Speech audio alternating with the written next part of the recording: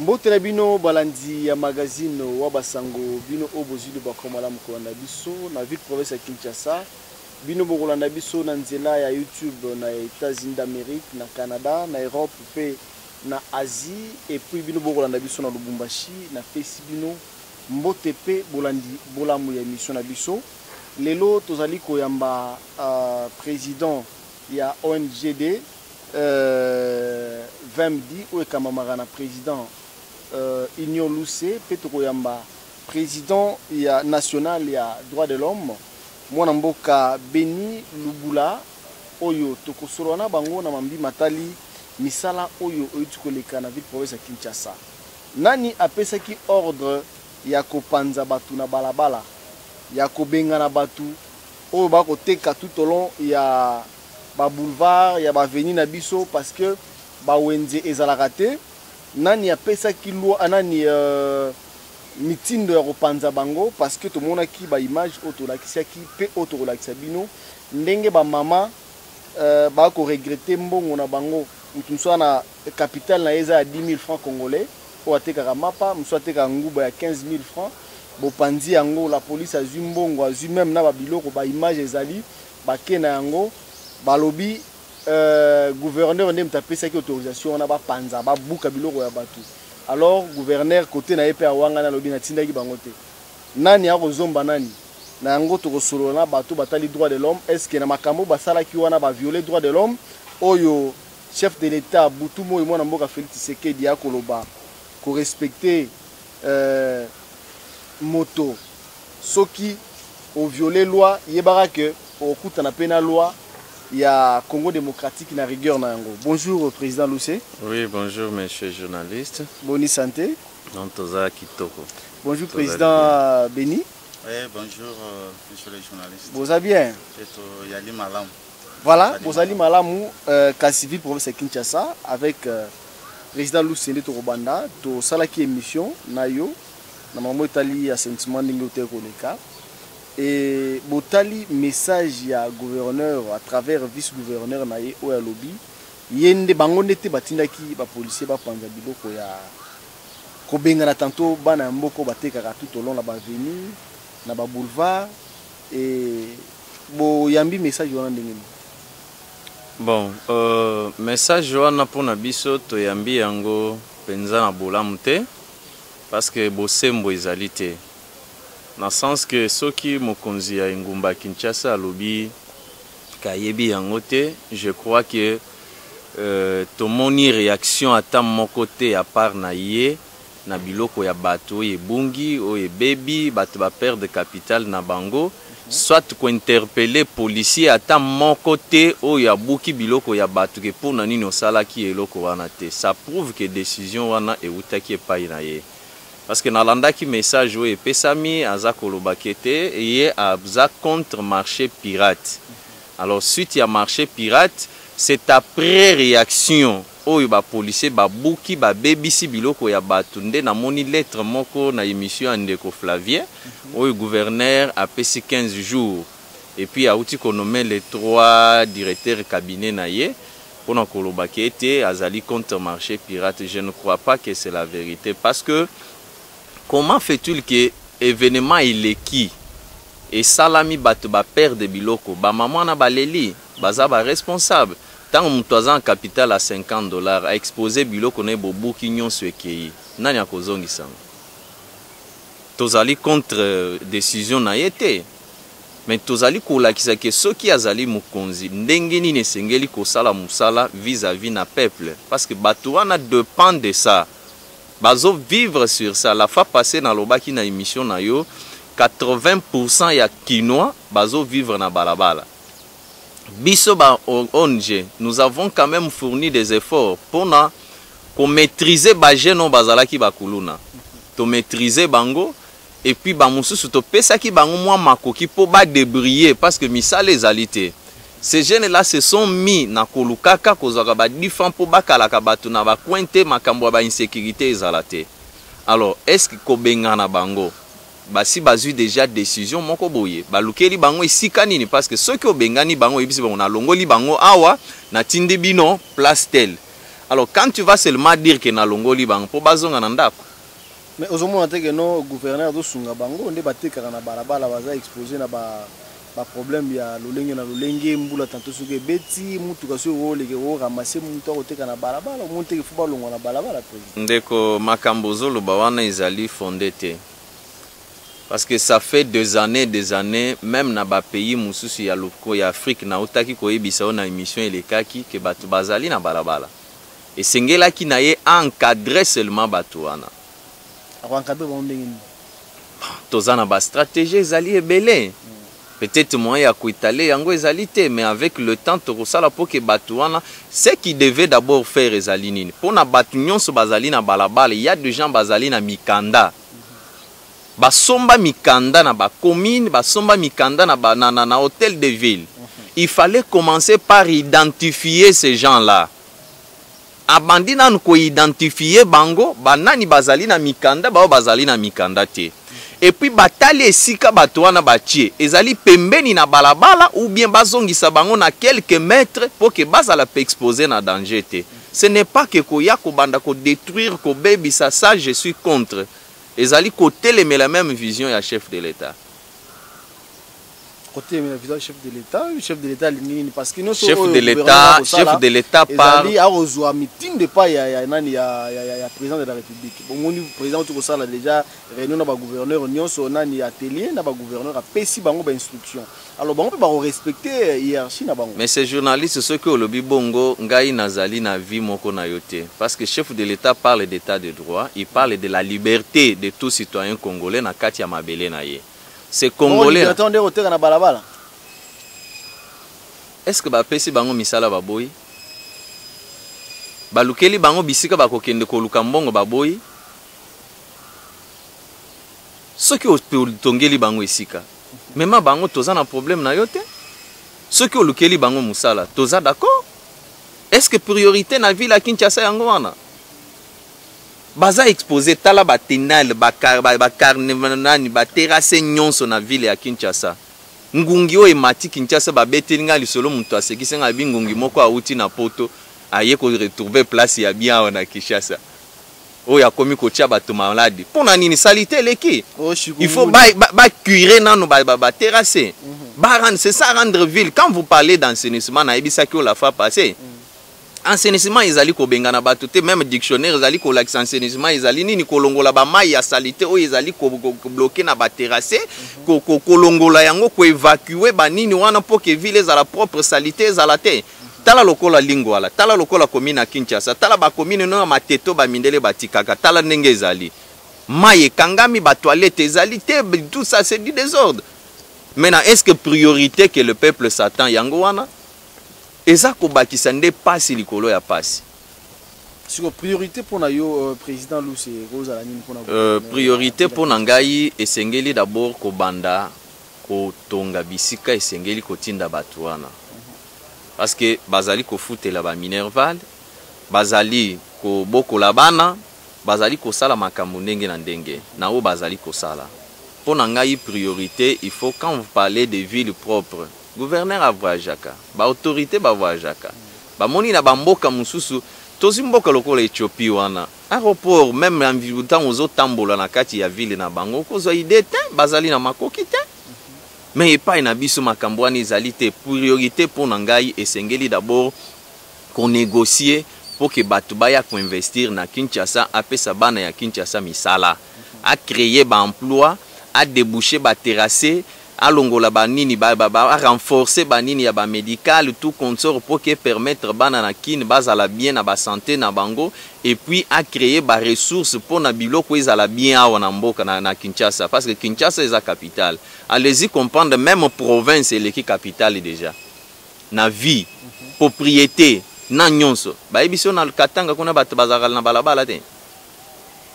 Mais vie eza na Katanga ezali awa te. Ba ebiso na Goma kuna bato bazalaka te. Oh da guerre eza tout moment mais vie eza malamu. Ngungi ezalaka kuna te. Mais pona ni na Kinshasa. Na utaki na ba Congo. Tango na zoloba pona makambo assainissement na kokata matiti epa ya bakonzi ya mboka balobi na ngai babi yo uti Kinshasa. Kinshasa eza mabe koleka kutu biso awa. Salité na Kinshasa tondi. Ba terrasse eza bouché ngungi na Kinshasa okola la sans moustiquaire te. a lelo moustiquaire ekomi kosala penza ekomi likambo mususu soki ozana moustiquaire même bango moko soki ozana moustiquaire kolala te pona nini salité elekit salité eza kobenga na bato na balabala te banda nanu na wana kobana nanu na wana c'est bon président Union to président Béni sur le plan ya droit de l'homme to koyeba est-ce que ba policier ou bien ordre au bazwa qui pas ya gouverneur ba violer droit de l'homme na kati ya mboka na biso. D'accord, merci ndeko journaliste na banzi na ko répondre na question na base mingi kozala na o etali droit de l'homme. Alors une chose qui est très capitale c'est quoi? Oyebi marché pirate ndenge président Union Otioloba to soutenir kango vraiment te ko soutenir bato bateka na balabala to batamona ba biloko na balabala des fois ça salit aussi hein l'environnement et aussi ezali ko exposer bato na ba droit na bango parce que na maetali droit de l'homme muntu azaka na droit ya yambo c'est droit à la vie. On doit d'abord protéger la personne humaine na makoki oyo nzambe na bomo ya pesaki peut-être kobika na yango.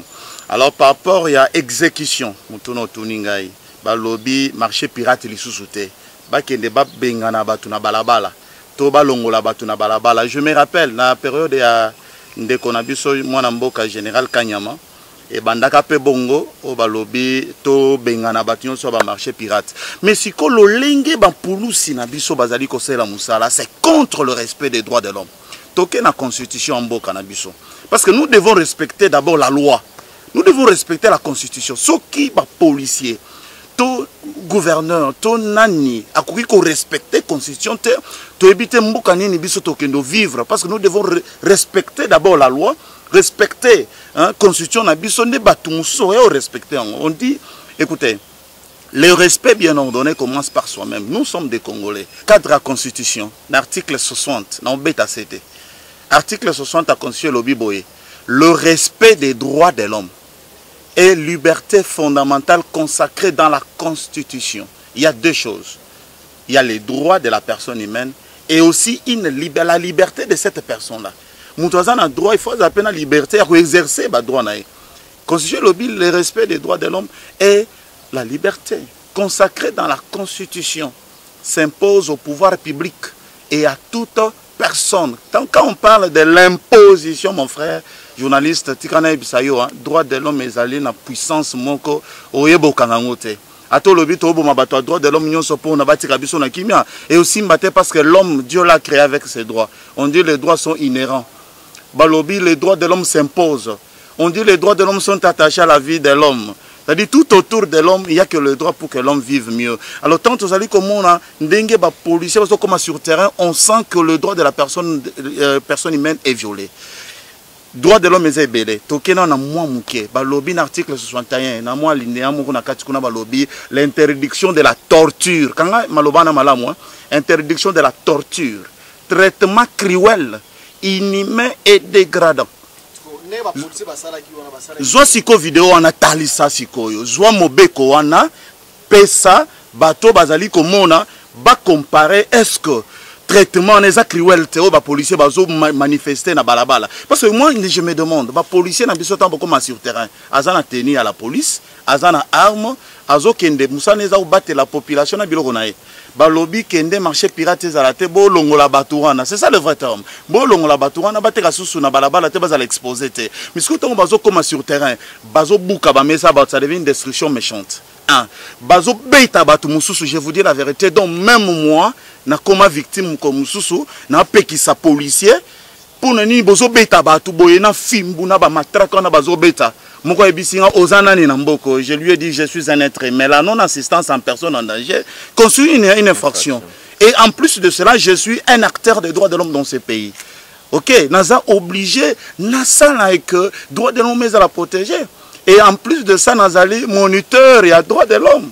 Alors, vous comprenez que tant que les policiers ont un respect des droits de l'homme. Vous avez un policier sur terre. Il faut que vous ayez un mot d'ordre. Vous ayez un sur terre. Quand il y a opposition, qu'est-ce qu'il faut faire? Nous avons un ministère public. Le ministère public a kangaé. basambisa ye pourquoi yo ozali kotosa te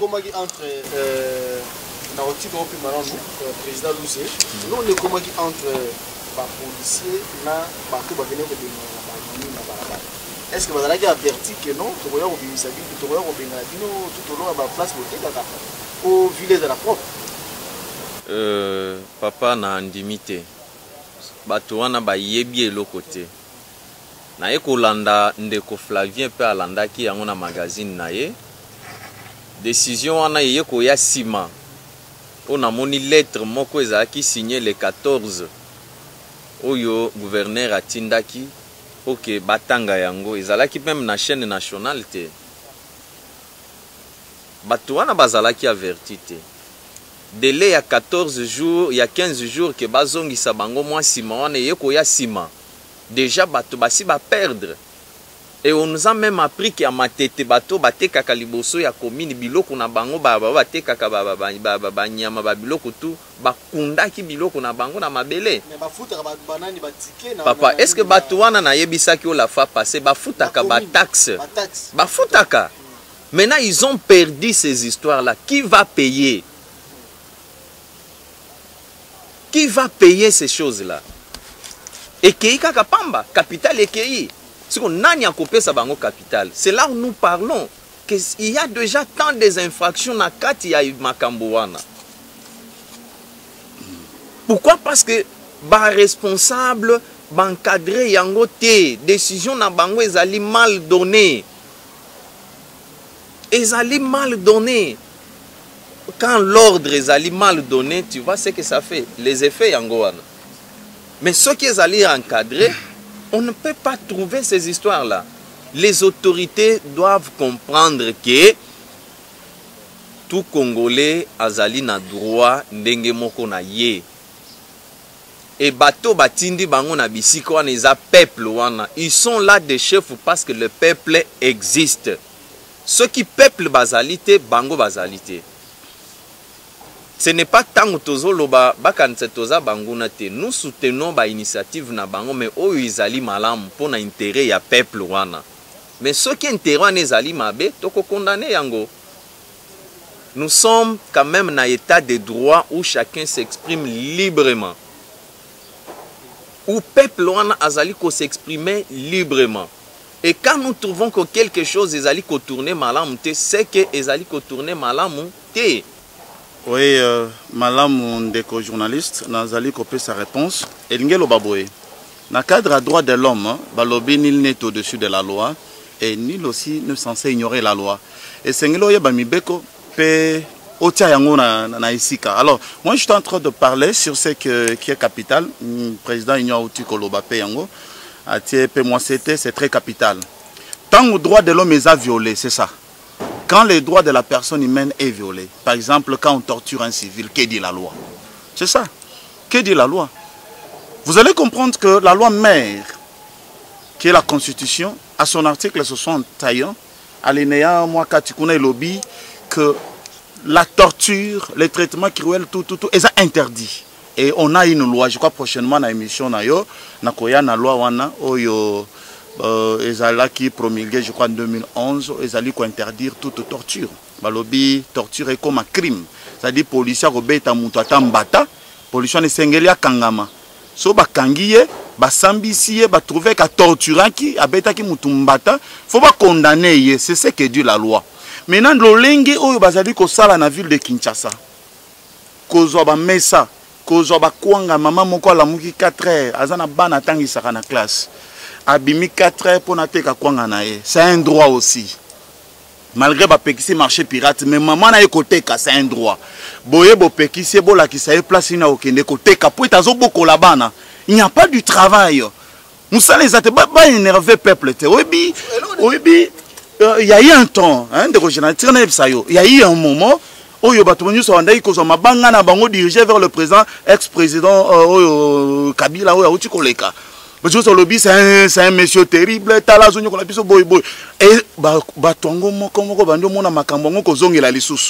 moi je dis que les policiers, ils sont en train de combattre le chef de l'État, Félix Tshisekedi.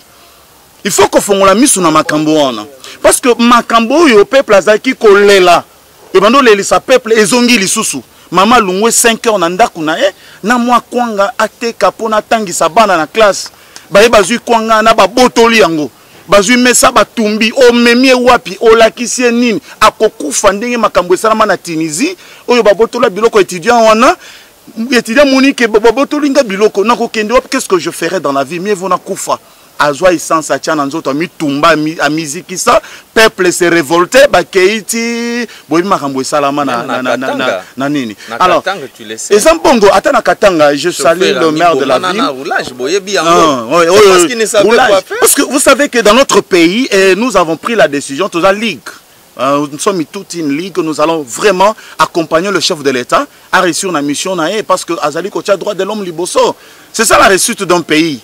Le développement d'un pays, les droits de l'homme, ils allaient respecter. Si les droits de la personne humaine est respecté, mon frère, Tirana Bisayo, Moutoro Loko Azate, Moutoro Fingo Azate, Moutoro Lukape, politique Azate. Na Congo, tout le monde est politicien, c'est parce que les droits de l'homme n'est pas respecté. Alors nous sommes contre ça. Au nom des droits de l'homme, nous refusons ces comportements de la barbarie, qui banditisme dans la police, tout qui coulou dans la police. On est marre, on dit non à ça. Nous devons dire non à ça. Siko yo soki gouverneur ayebiso kende beta mutu yo ke obeti oyebita ko beta za torture soki bakangi yo ba condamné 5 ans parce que kuna ezaka na circonstance moko na torture la circonstance est aggravante c'est-à-dire bazo comprendre que au salaki yango avec toute conscience mibe que pekisi policier a beta mutu mibe que pekisi policier finga mutu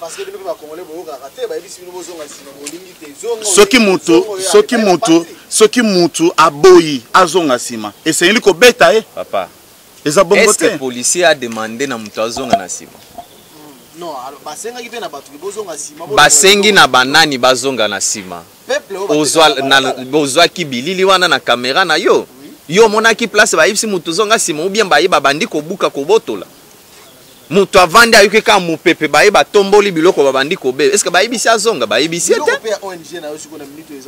question wana ezo sekisa ngai parce que na boyi tokota na makambo wana tokokota ngo sima tosala nano tozosala eza important et biloko ya ONG na yebi ki y aura un temps où toko récupérer yango. Vraiment merci na balandi nyonso ya magazine wa basango bino bolanda kibiso na bokebi tala ndenge tokomi na suka na émission na biso nyonso tokoloba pour na intérêt ya peuple pe intérêt ya batu ba ko diriger bana RDC ou ezali ba autorité surtout na secteur etali nyonso to koloba oyo papa gouverneur otote komona lobby ezalaki bongo mwana mboka Nero mbungu mfumu ya banga moyo vice gouverneur oyo apesi message que ba pesi lisusu moratoire na bana RDC ya 15 jours po balongwa na balabala bakende kokota balongwa na balabala po bakende wapi tokotuna monsieur le gouverneur nzela na ye po akende na fief na ye ya banga moyo tout autour ya avenue de la paix à la rara wenze na wenze to ebite batona ba kolonga po bakende wapi tokoya kotuna ye jour mususu botika na malamu merci beaucoup.